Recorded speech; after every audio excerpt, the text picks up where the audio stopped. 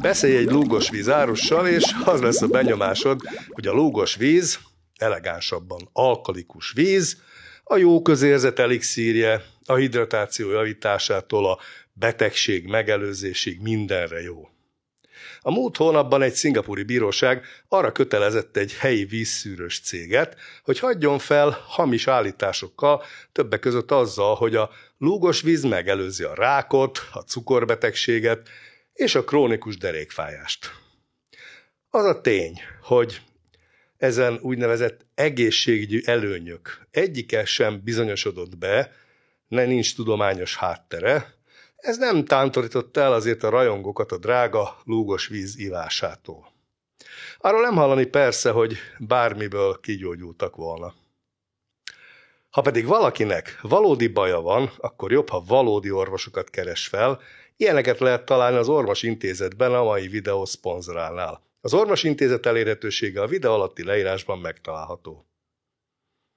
A Fortune Business Insights által 2021-ben közzétett piackutatási jelentés szerint a lúgos víz elektrolízis globális piaca 2028-ra várhatóan eléri a $180 millió, szemben a 2020-as kb. $100 millió.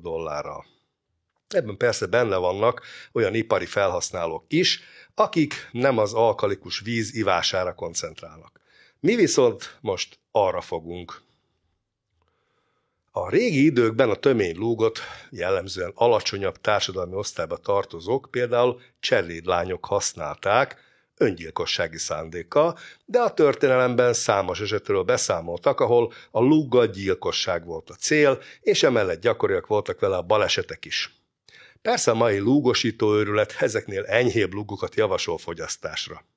A lúgos víz előfordulhat a természetben, például bizonyos forrásvizek tartalmazhatnak olyan ásványi anyagokat, amelyek lúgosabbakká teszik a vizet. Ionizáló gépekkel is előállítható ez, amelyek a vizet elektrolízisnek nevezett kémiai folyamatnak teszik ki, hogy a pH-t 8,5 és 10 közé emeljék. Az ionizátorokat gyártó cégek szerint az eljárás során elektromosságot használnak a vízben, és a savas komponenseket elválasztják, a lúgosabb víz pedig visszamarad. Ez eddig rendben is van. De az üzlet főleg tévhitekre épül. A víz nélkülözhetetlen az élethez, hidratálja a testünket, szabályozza a hőmérsékletet, segíti az emésztést, és számos más létfontosságú funkciót lát el. Az egészség és a wellness iránti növekvő érdeklődés miatt a piacot elárasztották különböző vízfajták, köztük a lúgos víz is. A lúgos vizet csodálatos elixírként hirdetik, amely helyreállíthatja a pH egyensúlyt, méregteleníti a szervezetet és javítja az általános egészséget. De vajon ezek az állítások tudományos bizonyítékokon alapulnak, vagy csak marketing trükkök? Lássuk a lúgos vizet árusítók állításait és a tudományos bizonyítékokat a szervezet lúgosításával kapcsolatban. Először a pH-t és a szervezet sav-bázis egyensúlyát kell megérteni. A pH az anyag savasságának vagy lúgosságának mértéke 0 és 14 közötti értékkel, ahol a középső 7-es pH semleges, míg a 7 alatti pH savas, a 7 feletti pedig lúgos. Az emberi szervezetben szorosan szabályozott sav-bázis egyensúly van az élettani működések fenntartásához. A szervezet sav-bázis egyensúlyát elsősorban ugye a tüdőt, a vesét és különböző kémiai puffereket magában foglaló komplex rendszer szabályozza. Ez a rendszer folyamatosan dolgozik azon, hogy a vér pH értékét 7,35 és 7,45 között tartsa. A szervezet különböző szerveinek és folyadék tereinek a pH-ja azonban változhat, és ez teljesen normális. Például a gyomorsavnak ugye savas a pH-ja 1,5 és 3,5 körüli, ami elengedhetetlen az emésztéshez. Míg a bőr pH-ja is enyhén savas a kórokozók elleni védekezés érdekében. A gyomor is és a bőr is jól el van szigetelve. A a szervezet többi részétől. Például a gyomorsav nem fog a szervezetben máshol savasodást okozni. Van egy másik mítosz, hogy a testet lúgosítani kell. A lúgos víz árusainak egyik fő állítása az, hogy termékük lúgosíthatja a szervezetet, ami állításuk szerint számos egészségügyi előnnyel járhat, beleértve az energiaszint javulását, bármit is jelentsen ez, az immunrendszer működésének javulását, és még a rák megelőzésére is jó, azt mondják. Na most ezeket az állításokat nem támasztják alá tudományos bizonyítékok. Az emberi szervezet bonyolult szabályozó mechanizmusokkal rendelkezik, hogy elmondtam, hogy ugye az imént említett tartományon belül tartsa a sav-bázis egyensúlyt, és a lúgos víz fogyasztása nem tudja megváltoztatni a szervezet pH értékét. Hangsúlyozom, hogy a gyomornedv pH-ját és a testen belüli más nedvek pH-ját egymástól elkülönítve kell kezelni. A gyomorsav és az egyéb testnedvek jól el vannak különítve. Ezt jegyezzük meg. Most ha valakinek sok a sava, ahogy mondani szokás, az is csak a gyomorsavra vonatkozik, nem másra. Sőt, lehet, hogy a gyomorsavval nincs is gond, csak ereszt egy kicsit a nyelőcső irányába a záróizom. És ez tüneteket okoz, és akkor ebből gondolja az illető, hogy hát neki sok a sava. Nem biztos, hogy sok. Na most, hogyha bármilyen ételt vagy italt fogyasztunk, beleértve a lúgos vizet is, ugye ez a gyomor béltraktusba kerül. A gyomorban rendkívül savas a közeg. Egyszerűen biológiailag lehetetlen, hogy innen valami fajta enyhe lúg tovább jusson, és az lúgos maradjon, és úgy felszívódjon. Annak még nem sok értelme, hogy lúgos vízzel próbáljuk meg a gyomorsavat megváltoztatni, nincs értelme még akkor se, ha ég a gyomrunk. De erre mindjárt kitérek majd részletesebben. Az anyagcsere során energiát termelünk a bevitt táplálékokból, a folyamat során keletkező savak vagy épp bázisok feleslegét hatékonyan szabályozzák a szervezet úgynevezett puffer rendszerei, például a bikarbonátok, hogy fenntartsák az optimális pH tartományt a vérben. Sőt, a szervezetben van egy visszacsatoló kör, amely szabályozza a sav-bázis egyensúlyt. Ha a vér elkezdene savassá válni, a vesék több savas anyagot választanak ki a vizeletbe, és több bikarbonát iont tartanak vissza a pH egyensúly helyreállítása érdekében. Ezzel szemben, ha a vér túlságosan lúgossá válik, vagy válna, ennek az ellenkezője történik. Ez a szabályozó mechanizmus biztosítja, hogy a szervezet pH-ja a szükséges tartományon belül marad, függetlenül az elfogyasztott víz vagy élelmiszer típusától. De ezt nem lehet lúgivással kitrükközni. Egyáltalán mi az a lúgos víz? Azaz alkalikus víz, hogy elegánsabban mondjuk. Nos, az alkalikus szó ugye a lúgos pH értékre utal. Na most melyek azok a tévhitek, amire ez az egész lúg sztori épül? Ugye például egy ilyen, hogy a lúgos víz megoldja a savas refluxot, tehát a gyomorsav által okozott panaszokat. Ha vizet iszunk, az ugye bejut a gyomrunkba, mielőtt elérni a vékony belet. Gyomrunkban ugye savas környezet van, ahogy elmondtam, mégpedig elég erős sósav, ezáltal az elfogyasztott folyadékok pH-ja rögtön megváltozik, ahogy oda bekerülnek a gyomorba. Az alkalikus víz enyhe lúgossága azonnal megváltozik fogyasztás után, amint eléri a gyomrot. Erős lúgot, amely a gyomorsavat semlegesíteni tudna, azt meg nem iszunk, mert gyorsan megrövidíti az élettartamot, ahogy a cselédlányok esetében hallhattunk róla. Mi van akkor, ha nagy mennyiségű, enyhe lúgos víz fogyasztása történik? Hát ez esetleg megzavarhatja az emésztést, de ennek ugye az az oka, hogy savra van szükség a gyomorban az emésztéshez, és a folyadék terhelésről ugye nem is beszéltünk még. Hasznosabb megtalálni a savasság érzete mögött meghúzódó okokat, és azokat kezelni, semmint a lúgos vízre hagyatkozni. De mondok meredekebbet is.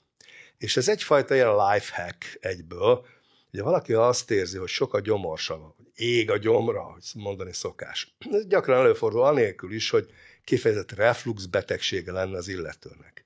Érdemes megpróbálni egy jó, erős, szénsavas szódavizet inni, ugyanis ez pufferként viselkedik a gyomorban, azaz csökkenti a savasságot és enyhíti a tüneteket. Hogy létezhet ez?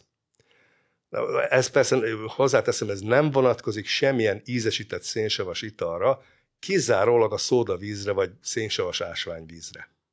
Az édesített italok ugyanis nem csak sokkal savasabbak lehetnek a szódánál, például foszforsav van a kólában, de a cukor vagy édesítő a gyomorban bizonyos hormonok kiválasztását is segíti elő, például grelin, ami ugye több gyomorsav képződését eredményezi.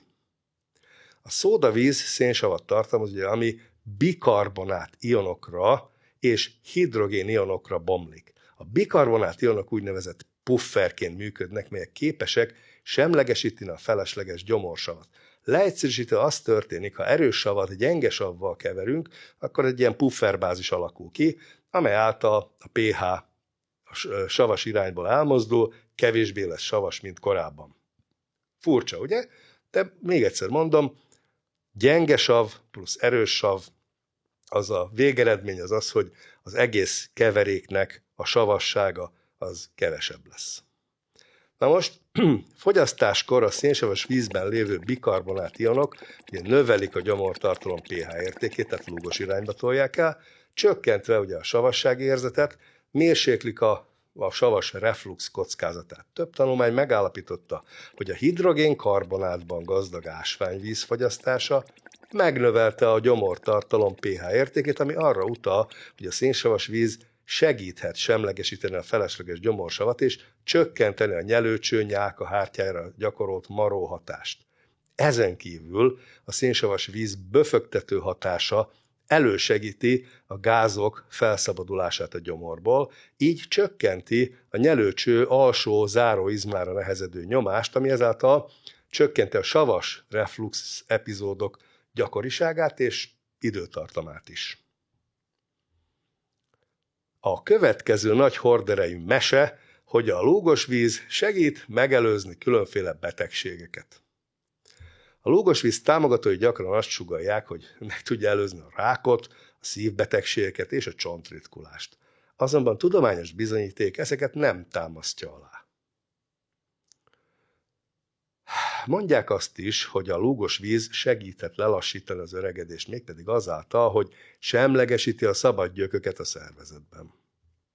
A szabad gyökök ugye instabil molekulák, amelyek károsíthatják a sejteket és hozzájárulhatnak az öregedéshez és a betegségekhez, míg az antioxidánsok, melyek a gyümölcsökben és zöldségekben találhatók, segítenek semlegesíteni ezeket a szabad gyököket, de arra nincs bizonyíték, hogy a lúgos víz hatékony lenne ebben, ráadásul, hogy elmondtam, ahogy beér a gyomorba, onnantól már nem úgy megy tovább.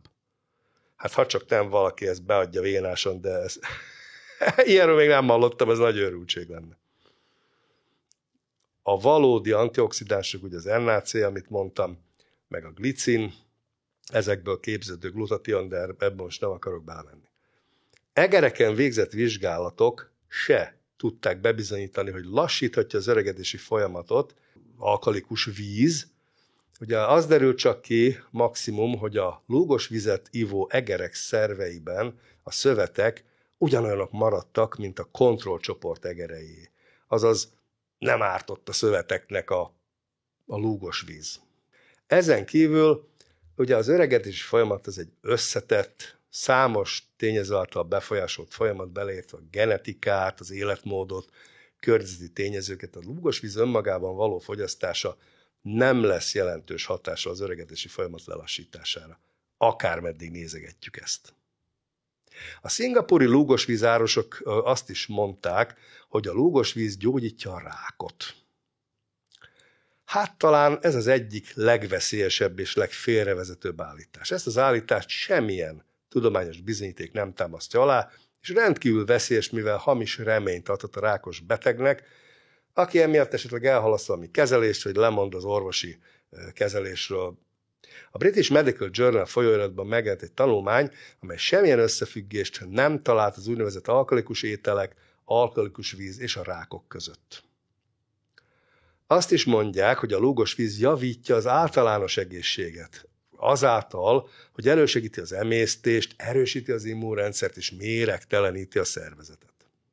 Azonban ismét nincs tudományos bizonyíték ezen állítások alátámasztására. Ennyi minden után nem meglepő, ugye, hogy van egy általános állítás is, a test lúgosítható. Hiszen mi van az olyan potenciális kuncsaftokkal, akiknek se rákkal, se gyomorbajjal, se más kórsággal nem kell szembenézniük. Nekik akkor ne lehessen eladni a vízlágyítógépeket, vagy az egyéb alkáli vizes csodákat? Dehogy nem. Őket is meg kellett célozni, és erre jó az általános lúgosítási mese. Tehát egészséges embereknek is eladni, hogy az csak jó lehet, ha lúgosodik a szervezeted. Szóval, ahogy korábban mondtam, az emberi test egy összetett rendszer, amely saját természetes mechanizmusaival szabályozza a pH egyensúlyt. A vér pH-ja szigorúan szabályozott egy szűk tartományban, ami enyhén lúgos. Ezt a pH egyensúlyt különféle élettani folyamatok tartják fenn, beleért, hogy a bikarbonát ionokat, a hidrogénionok felszabadulását a vérben, a vese savasabb vagy lúgosabb vizelet kibocsátását, és így tovább. Tehát tudományos bizonyítékok nem támasztják alá azt az elképzelést, hogy a testet diétával, vagy étrendkiegészítőkkel, vagy vizekkel lúgosíthatjuk. A szervezetnek megvannak a saját pH szabályozási mechanizmusai, és még ha lehetséges lenne is, a test pH értékének külső eszközökkel történő megváltoztatása megzavarhatja a természetes egyensúlyt, de nem lehetséges, és esetleg negatív egészségügyi hatásokkal jár. Ez legfeljebb akkor, hogyha vénásan adnak be olyasmit nagyobb adagban, ami megváltoztatja a pH-t, de ilyen megivott dolgokkal nem igen. Egy másik tévhit, hogy a lúgos víz javítja a hidratációt. Na most, a lúgosítók azt állítják, hogy a lúgos vízben lévő megnövekedett hidrogén nagyobb hidratálást biztosít, hogy a hidrogén hidratálását, ezt nagyon könnyű elhinni, ha valaki nem ért hozzá. Tehát nagyobb hidratálást biztosít, mint a normál víz, különösen mondjuk edzés után. Hát a hidratáció inkább a mennyiségtől függ, nem pedig attól, hogy milyen típusú vizet iszunk. A korábbi videó, melyben ugye a több víz fogyasztásáról esett szó, sokakban izgalmakat váltott ki, hogy annyi vizet képtelenség meginni, tehát talán nem kell attól félni, hogy a jó drága lúgos vízből is már jó sokat fog inni valaki, és túllövi ennek az adagját hidratáció címén. Na, összességében tehát a lúgos víz állítólagos előnyeit illetően kevés, vagy egyáltalán nincs tudományos bizonyíték, eleve megszűnik lúgosnak lenni a gyomorban, ahogy oda leér, a testnedveket pedig nem lehet lúgosítani. Ennek a szervezet ellenáll a saját savbázis szabályozó rendszerével. A hidratálás fontos, mert nem iszunk eleget, hogy a korábbi videóban láthattuk, de ha lehet, ne lúgot igyatok. Pláne ne annyiért, amennyiért árulják, akkor már inkább a Patreon közösségi támogatói oldalon támogassátok a csatornát, annak a pénznek a töredékével, amit ti a lúgosító izékre költenétek el. Köszönöm szépen a figyelmet, mindenkinek jó éjszakát kívánok!